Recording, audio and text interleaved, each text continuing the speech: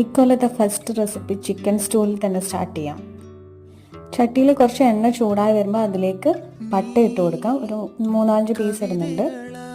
ഇഞ്ചി, വെളുത്തുള്ളി, പച്ചമുളക് 2 ടേബിൾ സ്പൂണോളം ഇട്ട് കൊടുക്കുന്നുണ്ട്. അതിലേക്ക് 2 വലിയ ഉള്ളി കൂടി ഇട്ട് നന്നായി സോട്ട് ചെയ്ത് വരുമ്പോൾ ഒരു ബ്രൗൺ കളർ ആയിക്കഴിഞ്ഞാൽ അതിലേക്ക് കുറച്ച് പെപ്പർ പൗഡറും കൂടി ഇട്ട് ചിക്കനും കൂടി ഇട്ട് ഒന്ന് സോട്ടായി വരുമ്പോൾ തേങ്ങാപ്പാൽ 1-ാം പാൽ മാറ്റി വെച്ച് 2-ാം പാലാണ് ഒഴിച്ചു കൊടുത്തിട്ടുള്ളത്.